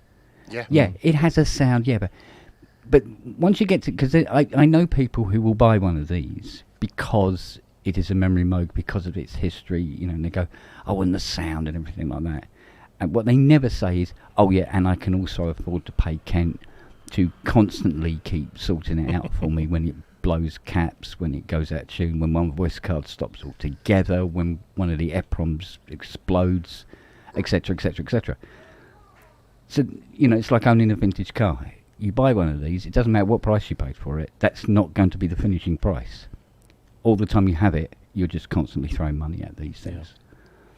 So if I was today in a position of, well, I'm not, but if I go, oh, I could have this Nintronics, which is like, ooh, and all this sort of thing, or a Muse. Yeah, sorry, Muse all day long. With you all the way on that, Ken. Yeah, I wouldn't piss on this if it was on fire in comparison to what that machine is like. No, honestly, there are very, very few machines where I've heard different sounds, right? You hear the demos, hear the videos. I've heard the sounds that Manny's been playing and Drew's been playing as well, and I'm still waiting to hear a sound where I go, yeah, that's all right, I suppose. They've all been wonderful sounds, and this is rare. Certainly rare for me. Do you think Manny and Drew should go into sound design? Because, you know, it sounds almost like well, I'll tell you what, they designed the sounds, I'll design the synth. Yeah, there we go. And we'll put them all out of business. Right, guys. Hey, I'm up for that any day. If you want to synth that looks like a wardrobe. Conscious of the time, we've got about 20 minutes left. I just want to run through as many questions as we can. Stephen Smith was asking, are the filters derived from the Voyager? No, they're derived from the Moog Modular 904A. So that's that one. No, we've done that one. We need to be on commission, okay? Because Keith in Watford's just done a Kent and he's bought one. Wagyu bought his during Sonic Talk on Wednesday. John Simpson has ordered one coming tomorrow. I need to speak to Norlander. We need to be on some kind of affiliate scheme. Yeah, absolutely. And a free one would be nice. And this guy, he doesn't need much encouragement. Simon bought an M8X based on what we were saying about it. So I don't think he's far off just tipping over the edge there. And as I Sing the Body Electric says, we are the purchasing synth network. Yeah, I probably shouldn't start talking about Mach 1 Mustangs either then. No, shouldn't do that. Let's see. By the way, to that point, you know, for people that just don't necessarily know Drew and I, okay, we are not fanboys, okay? We speak truth and to power, and if like anything was just like effed up on this, for anyone. They would know. Yeah. Okay. So, you know, we're not just blowing smoke. We're not getting anything out of this. We just really are a fan of the machine. Yeah. And this is why, you know, I wanted you guys on because, as I say, you're independent freelancing sound designers with no skin in the Moog game. You know, it's and we hope to get. I spoke to Eric yesterday, and we're going to get Eric back on the show soon. We'll get Lisa on as well, and they can give us, you know, some other, you know, perspective on this thing. But I thought it was quite important to get people who have worked on the machine but do not have a vested interest in its success, other than, you know, it obviously would be a great thing on the resume, you know, to have been a Moog Muse sound designer. Let's see now. Eric Frampton was saying that he hadn't heard something about that, but I can't remember what that was. I don't know if that was the MIDI. Sorry, not the MIDI. The VST editor thing that could have possibly been referring to that. I don't know. If Eric's still around, let me know. There's one other thought I have, which is go for it. Just a real quick one. You said earlier, Manny, that, you know, about the reason why you've got the synths you've got is because each of them has a character. Synths become iconic when they step over the line between being a machine and become an instrument, right? And that's what I'm hearing about. You know, that's why I'm looking, Ken. I'm looking at them now, and I'm looking at how much and what I don't know. Yeah, I mean, if the finance wasn't available, I'd be going, oh, I will get one of these available. But then they went. Well, I've got a choice between this and a Polybrute 12, but I honestly. No, this has superseded the Polybrute 12 for me. The Polybrute 12, I can go. I can get that later. And the reason is, I got this great big lump here. Yeah, I've got this great big for lump now. here. Yeah, exactly. And I know this it's not mine. It has to go back in November, but that's fine. But by November, I'm probably going to be very hard looking at a PB12 of some description. This, yes, Eric was referring to the this VST, can't wait. Yeah. This I can't wait. I've got to get it. Right, so I think that's all the questions I've managed to see whizzing past. And if I've missed your question, I apologise profusely. I will try and do a quick scan through before we go. What I wanted to do, though, however, there were just a handful of small news items that I just wanted to. We're just going to whiz through these and cover these, but one or two of them are quite important. So, first of all, and I hate to kind of bring us down a little bit, but it's absolutely vital that we do this, and that is that we were all absolutely shocked to hear of the passing of Dan Clark yesterday, or maybe just previous to that. Dan is the guy on the right. He's the guy who I had an obsession with his hair and its ability to do what it could do. But he was just the most enthusiastic, positive, fun kind of guy that you could ever possibly meet, and super talented as well. I mean, there's his boss, his most recent boss, Howard Bloomin' Jones.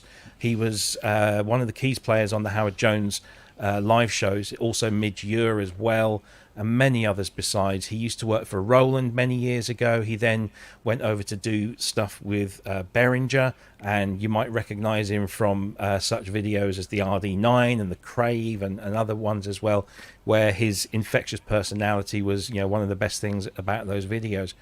And he was just starting a new role working for Brian Tronzo, aka BT, with their AI vocal project. He was I think he was the social media and marketing manager for that company, and he was just like buzzing, absolutely buzzing, to be working with BT, who's a long time hero. I mean, can you imagine? I think he was about 31, and he's been working with Mid-Year, Howard Jones, and BT. I mean, what a career he had, and it was just painfully cut short. So our condolences go out to Dan's family and his friends, and it's a real loss, and it's awful when this stuff happens, but we just wanted to recognize that, and there you go. Far too young. So what else I wanted to mention? Yes, now I wanted to mention this because actually I'll just very quickly play the little trailer video, because he's always good fun for this. Benj, our friend Benj, or Ben Edwards, has a brilliant YouTube show called the Meme Tune program. It's like an episodical retro synth TV show. It's absolutely fantastic. If you haven't watched it, go and watch it. But for each season, he produces a hardback annual, and the 2024 edition is available now.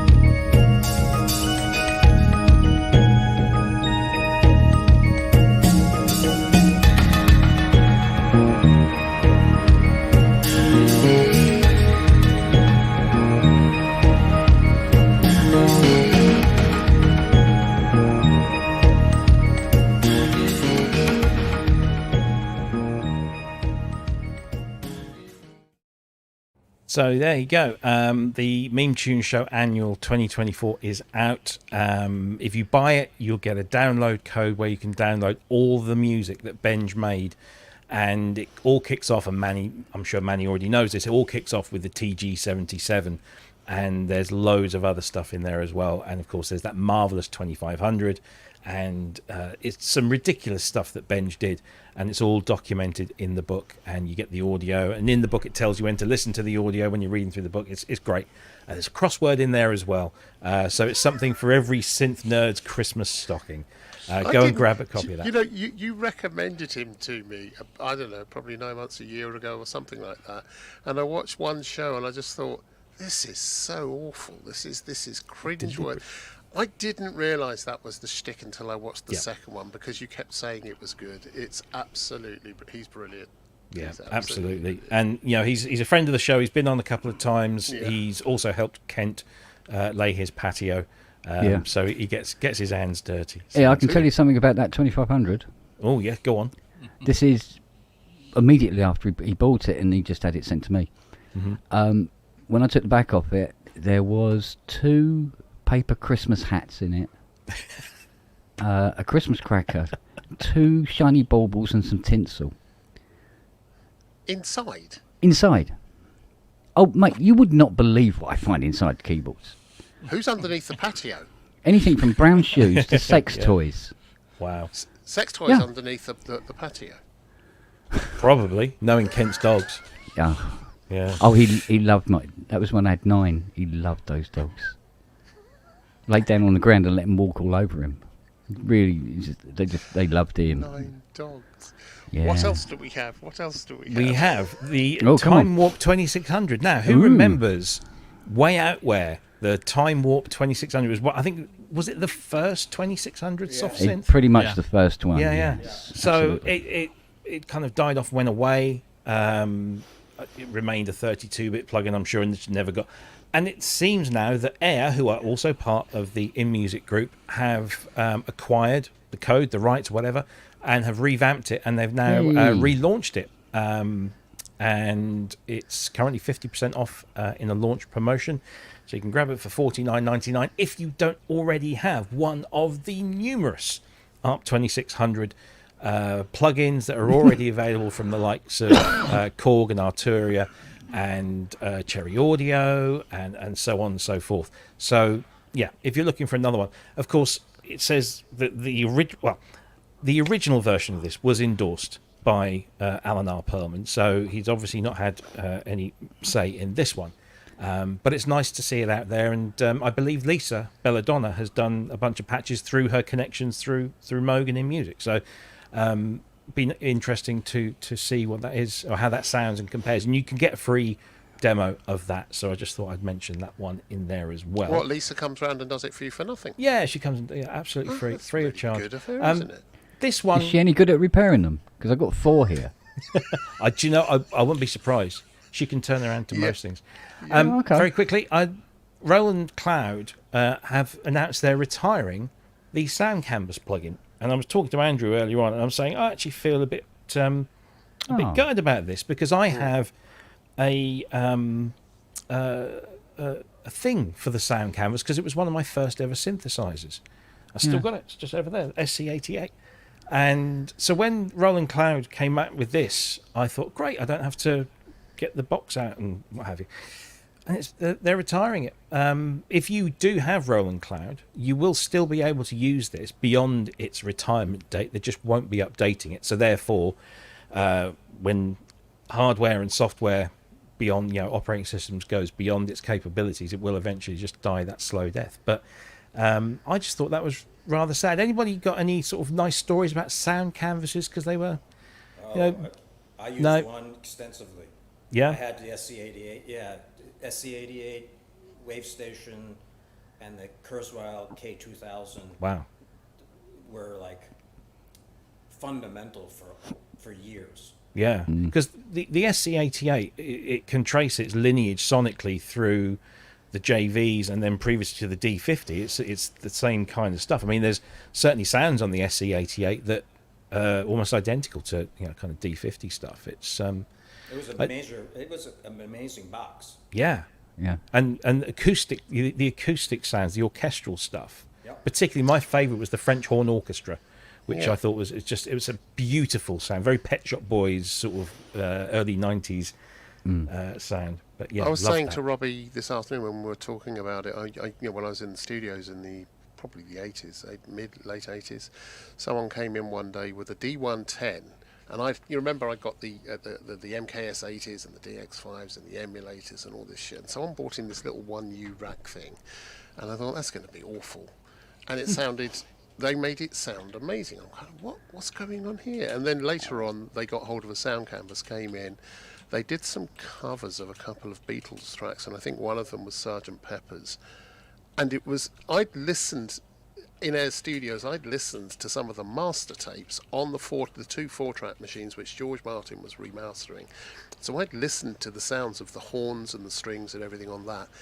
And the the sound canvas, it was really, really close. Really, really close. I was blown away.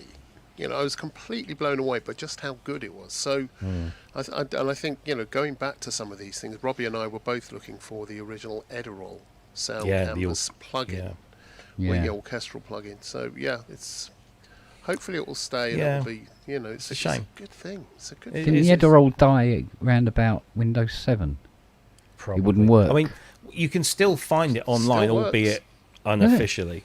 But I shoved it. I Still was on the phone to Andy, and I spun up the Windows 11 VM that I've got on here, and I installed that orchestral, the Edirol orchestral plugin in, and of course Reaper just easily bridges any 32-bit plugin straight away. Just fired up, there it was, and it was just like it was like 2001 all over again.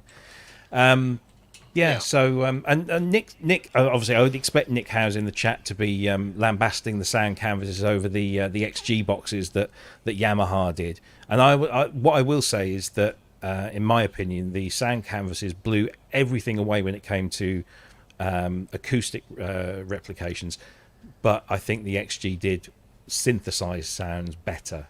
And I think the other thing about the Edirol plugin was that each of the orchestral instruments had a character knob, which almost no one ever explored.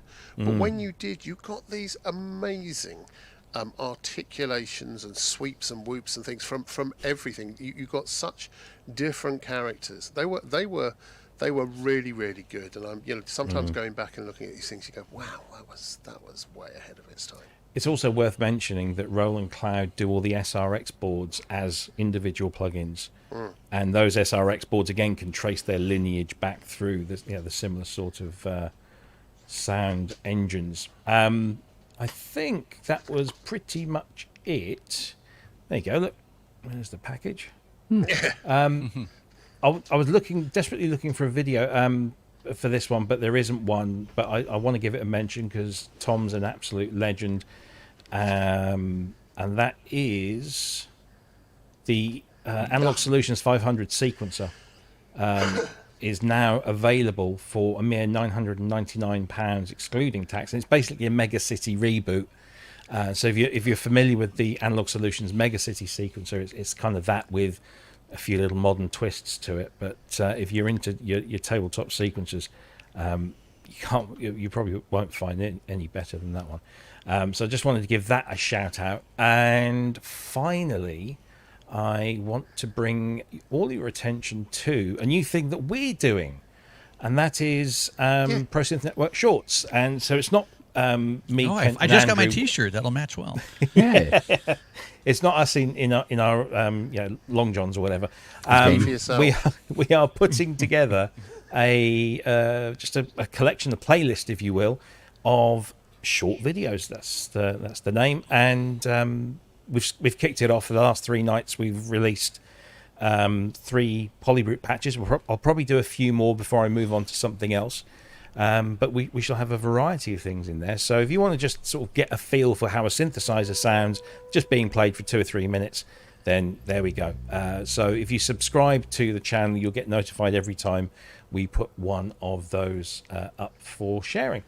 And I think, ladies and gentlemen, that is all the news. So let's wrap things up here and just bring everybody back in.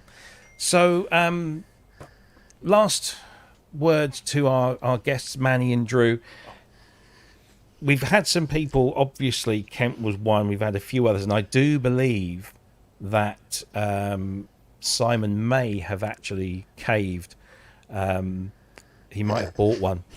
But for those that are teetering on the edge, or maybe there's some way from the edge when considering buying this, from each of you, just sell it in a. What's the elevator pitch? What's your elevator pitch for the Moog Muse? Why do we want a Moog Muse?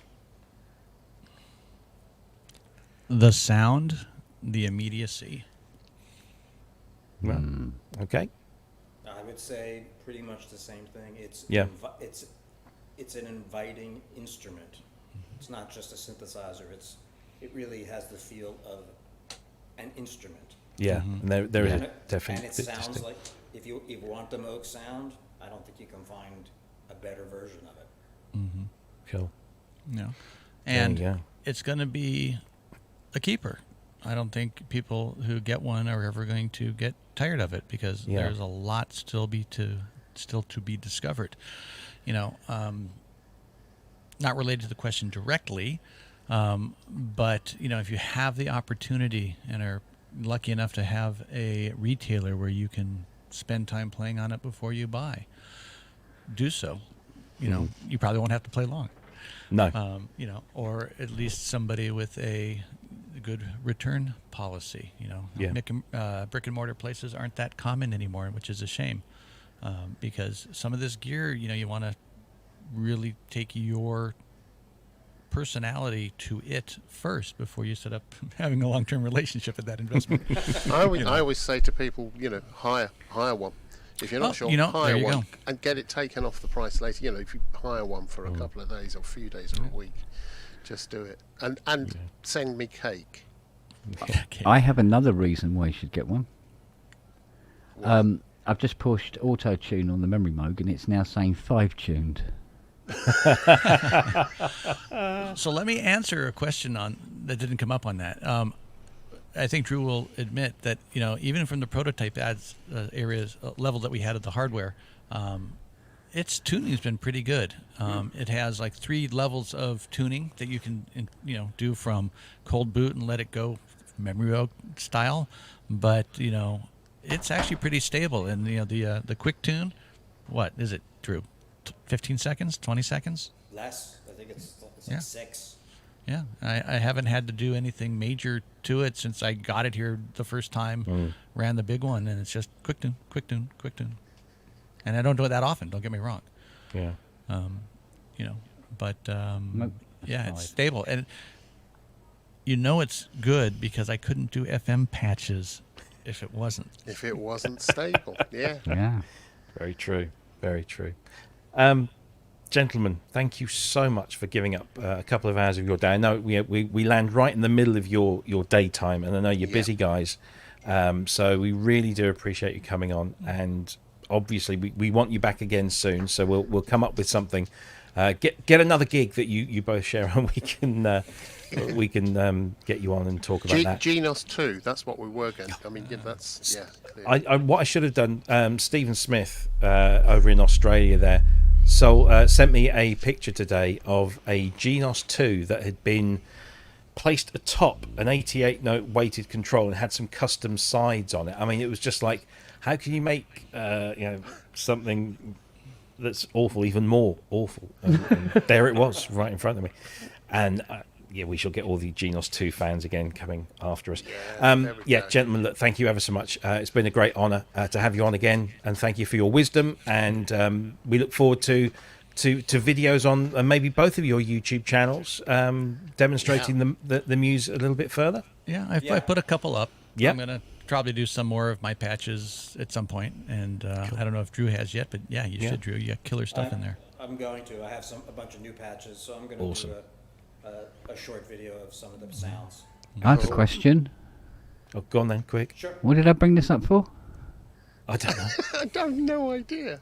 Just Can to we hear prove it? how far. Yeah, Me just too. to prove how far It's Right, coming. bass note, open filter. You know, there's anything.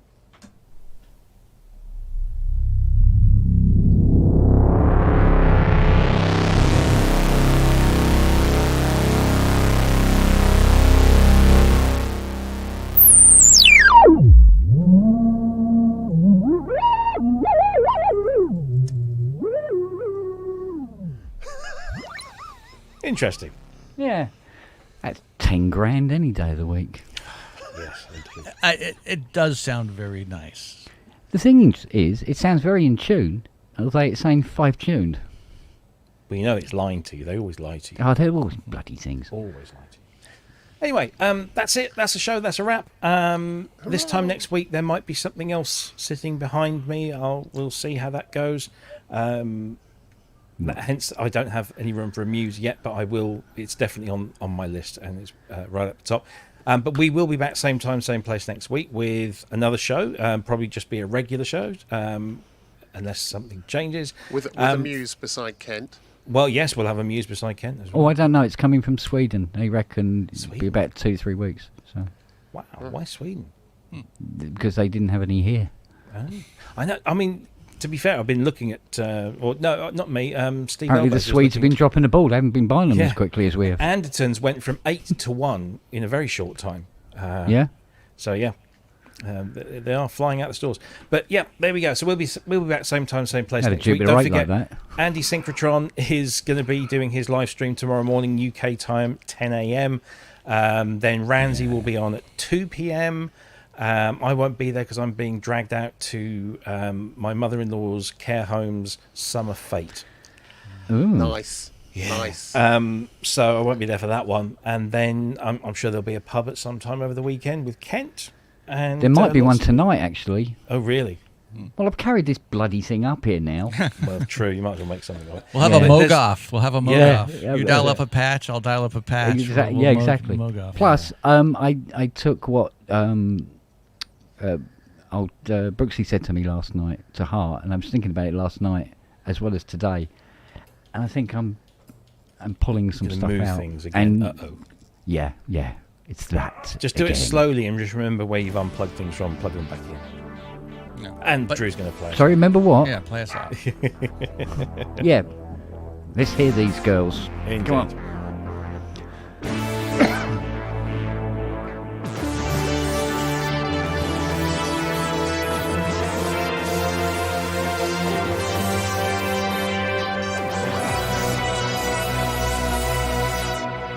Awesome.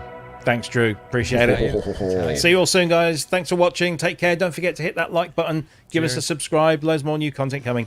See you all I'm next week. amused. I'm Take care. amused. Bye.